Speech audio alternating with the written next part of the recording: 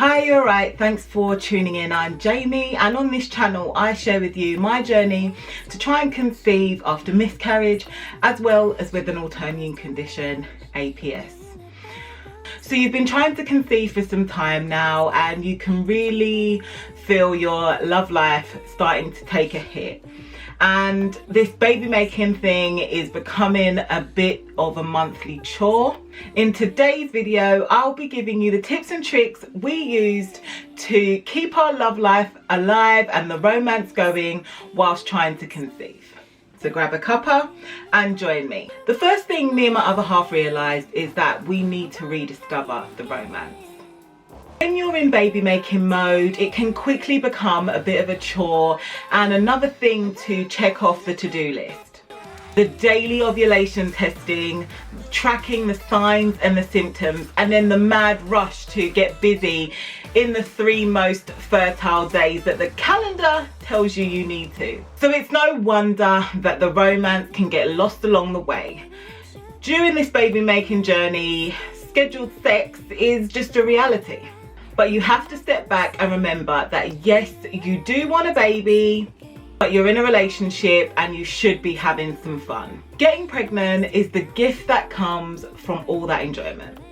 So focus on the relationship, strengthen it by going on date nights, having fun in and outside of the bedroom.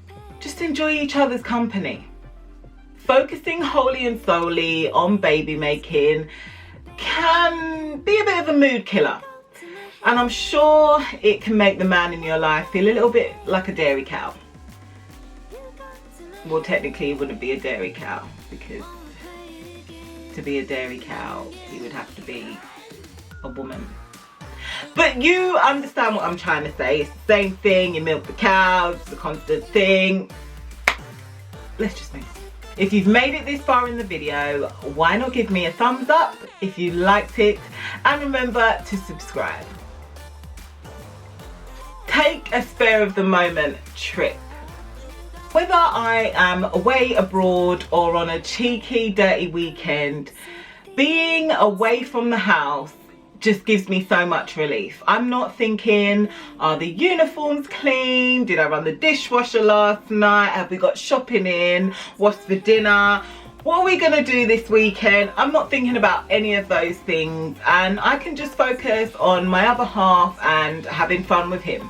Women are genuinely overextended. We're trying to do too much, and that can sometimes have effects on your hormone levels, especially when we are running on empty. Don't forget to show me some love in the comments by leaving me an orange heart.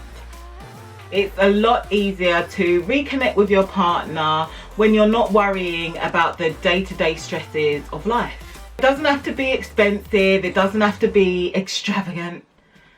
It could be a night stay at the local B&B, or just a romantic camping trip in your back garden if you have one.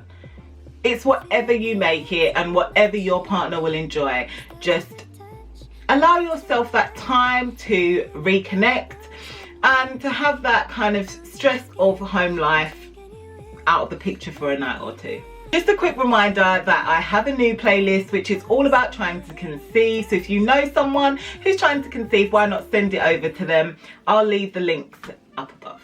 Now, I speak about this in my other videos, which I will link in the cards above, but I always find out that I'm pregnant when I'm not actually trying. And I'm sure you've heard it many, many times, and you're thinking to yourself, well, how is it possible? You just need to put a temporary pause on baby making. Put a temporary pause on it being all-consuming and the only thing that you talk about. When I'm in baby making mode, it's all I think about, it's all I'll talk about with anyone, and basically anyone who's willing to listen, I will tell them how my journey is going, and maybe even try and get some hints or tips and tricks on how they ended up successful in their baby making journey.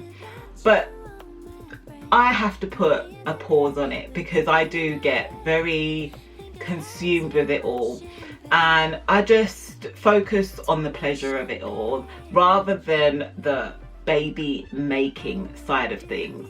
Such a relief to not have to track every sign, every symptom, not have to constantly remember to do an ovulation test first thing in the morning, not have to worry about only being intimate at certain times. Just put a pause on it all. When I did, that's when I found out I was pregnant both times. If you got any tried and tested tips you used when you were trying to conceive, let me know in the comments below. Don't get me wrong, I personally am a fan of planned baby making. 30 texts, photos, videos, images of what's to come when he gets home. Really getting to see each other and stare into each other's eyes for just 2 minutes. Seems really long, but it can really ignite the passion. Coming home to a warm house with scented candles, no TV, no phones, no distractions. Let's just focus on each other. Good communication leads to good baby making. So talk with your partner about anything new you want to try, any exciting places, different places you might want to try, and the positions that you both want to try. Can't thank you enough for supporting the channel. If you'd like to know how you can support me further, the links are in the description below. One of the main things I want you to remember is to be intimate outside of the ovulation window. It's so important for you to maintain your love life, maintain the romance in your relationship. You don't just want to wait the entire time without being intimate with your partner because you're waiting for your fertile window to open up. Keep the passion alive, keep the romance alive, and the baby will come. If you or someone you know has been affected by baby loss, then check out my playlist, which is all about surviving miscarriage. It's a mix of information as well as my personal miscarriage story.